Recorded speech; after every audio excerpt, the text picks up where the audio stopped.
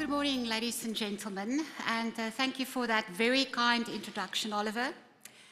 Finding funding in Africa, my topic today. As Oliver said, my name is Thea Fourie.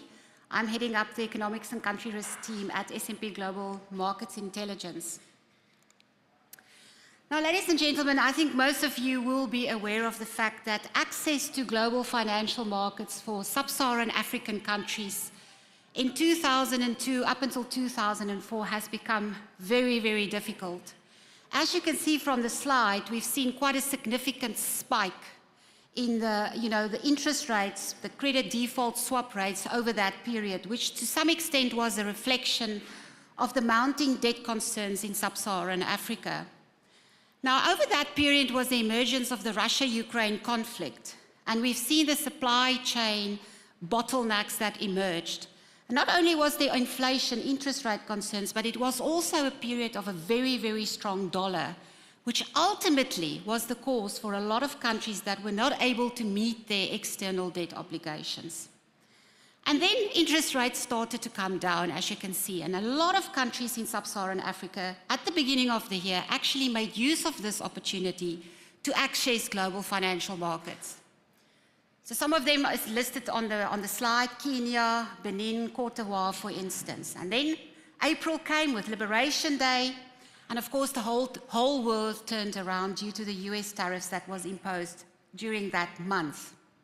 Shortly after, the US cancelled all its foreign aid to Africa, and that was soon followed by a lot of other foreign donors like the EU as well as the UK, which once again bring to the fore the squeeze of external liquidity and access of external liquidity for African markets.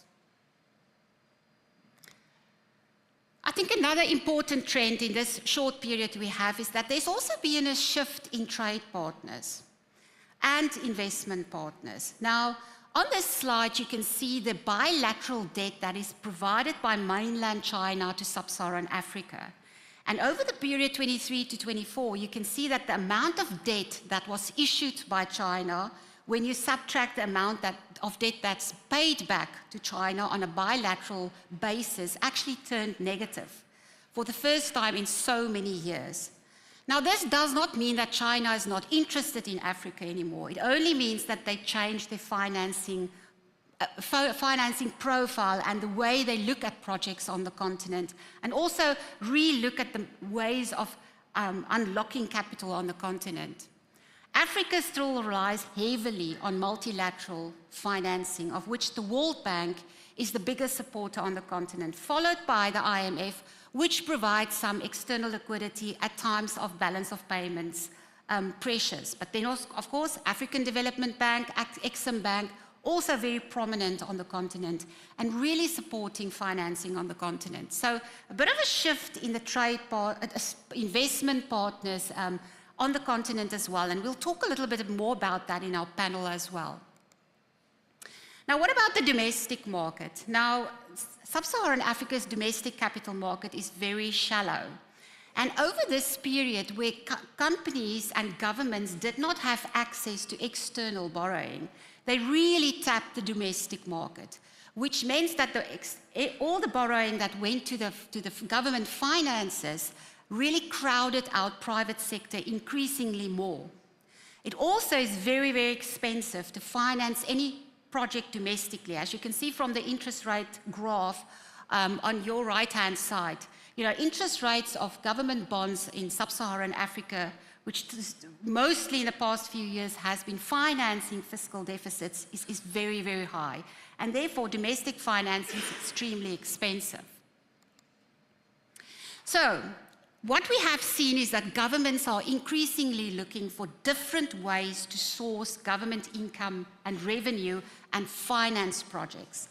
Now, if you look at the countries in West Africa, Sahel, Mali, Burkina Faso, there's quite a lot of interesting developments on the mining side emerging in those countries. Now, Mali, Burkina Faso, as well as Niger, is large gold exporters from the continent.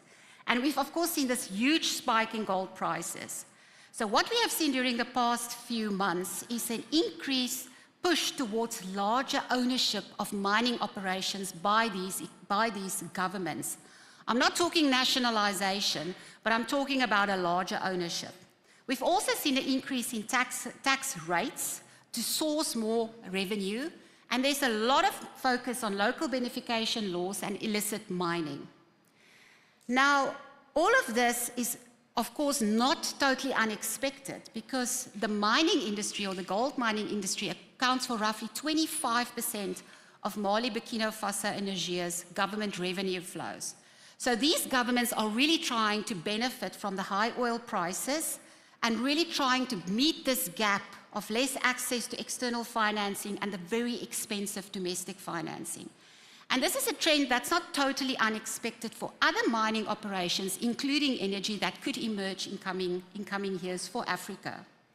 What is very important is that our latest data provided by Capital IQ also show that exploration, unfortunately, has tapered down quite a lot in these economies, which means the fact that governments rely so heavily on this source of revenue, the existing mining operations could be pressurized a lot more.